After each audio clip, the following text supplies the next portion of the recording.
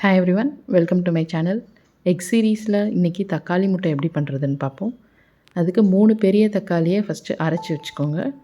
அப்புறம் கடாயில் எண்ணெய் ஊற்றி 1 ஸ்பூன் கடுகு, 1 ஸ்பூன் உளுந்து, அது ரெண்டும் பொரிஞ்சோடனே இங்கே 1 ஸ்பூன் சோம்பு போட்டுக்கோங்க. சோம்பும் பொரிஞ்சோடனே ஒரு பெரிய வெங்காயத்தை நீட்டாக நறுக்கிக்கோங்க. நறுக்கி அதை போட்டு வதக்கிக்கோங்க.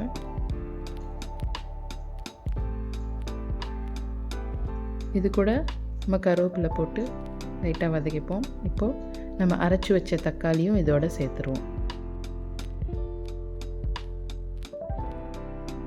சேர்த்துட்டு நம்ம தக்காளி ஸ்மெல் போகிற வரைக்கும் லைட்டாக வதக்கிப்போம். தக்காளி ஸ்மெல் போனப்புறம் நம்ம இதுக்கு தேவையான மசாலா போட போகிறோம். அதுக்கு 1 ஸ்பூன் மஞ்சத்தூள், 2 ஸ்பூன் வீட்டில் அரைச்ச மிளகாத்தூள், ஒரு அரை ஸ்பூன் வெறும் மிளகாத்தூள், இல்லை ரெட் சில்லி பவுடர்னு சொல்லுவாங்க அது, 1 ஸ்பூன் கரம் மசாலா. இது கூட கல் உப்பு போட்டு மசாலா ஸ்மெல் போகிற வரைக்கும் வதக்கிக்கோங்க. இந்த 3 பெரிய தக்காளி, ஒரு பெரிய வெங்காயம், இது நான் 4 முட்டைக்கான அளவு. இதில் நான் 4 முட்டை போட போகிறேன். நீங்கள் இன்னும் அதிக முட்டை போடுறீங்கன்னா அதுக்கேற்ற மாதிரி நீங்கள் தக்காளியை போட்டுக்கோங்க. இப்போ கொஞ்சம் தண்ணி ஊற்றி அந்த கன்சிஸ்டன்சியை அட்ஜஸ்ட் பண்ணிவிட்டு நம்ம தொக்கு, இது தொக்காகணும். நான் சோம்புத்தூள் போட மறந்துட்டேன், அதுதான் இப்போ போட்டேன். இப்போ தொக்காகிற வரைக்கும் நம்ம மூடி வைக்க போகிறோம்.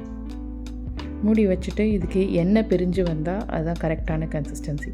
ஸோ எண்ணெய் பிரிஞ்சு வந்தோடனே அது கொஞ்சம் தொக்காவும் ஆயிருக்கும். இப்போ தொக்கான அப்புறம் நம்ம முட்டை போட போகிறோம். அதுக்கு முன்னாடி கொஞ்சம் தண்ணி ஊற்றி இதை கரைச்சிப்போம். ஏன்னா முட்டை நம்ம யூஸ்வலாக பாயில் பண்ணுறதுக்கு தண்ணியாக இருந்தால் கரெக்டாக இருக்கும், இல்லைன்னா முட்டை அடி பிடிச்சிரும். ஸோ கொஞ்சோண்டு தண்ணி ஊற்றி நம்ம இதை கரைச்சிட்டு நம்ம முட்டையை உடச்சி ஊற்ற போகிறோம்.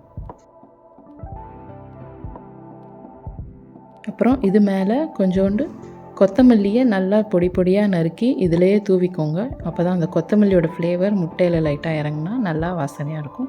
கொத்தமல்லி பிடிச்சவங்களுக்கு இது ரொம்ப பிடிக்கும். இப்போது இதை நம்ம மூடி வைக்க போகிறோம். மூடி வச்சு வேக வைப்போம். நீங்கள் வேகும்போது எப்போவுமே அடுப்பு மீடியம் ஃப்ளேமில் இருக்கணும். ஸ்லோவாகவும் இருக்கக்கூடாது, ஃபாஸ்ட்டாகவும் இருக்கக்கூடாது.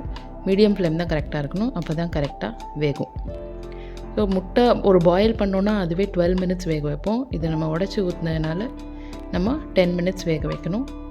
ஸோ இப்போ ஒரு 5 நிமிஷம் அப்புறம் இந்த முட்டையை திருப்பி போட்டுட்டு இன்னும் ஒரு 5 மினிட்ஸ் வேக வைங்க. இப்படி திருப்பி போடும்போது அது உடையாமல் இருக்கணும், இல்லைன்னா கலங்கிடும் முட்டை. ஸோ இப்போ மூடி போட்டு 5 நிமிஷம் வேக வச்சிங்கன்னா முட்டை தொக்கு இஸ் ரெடி.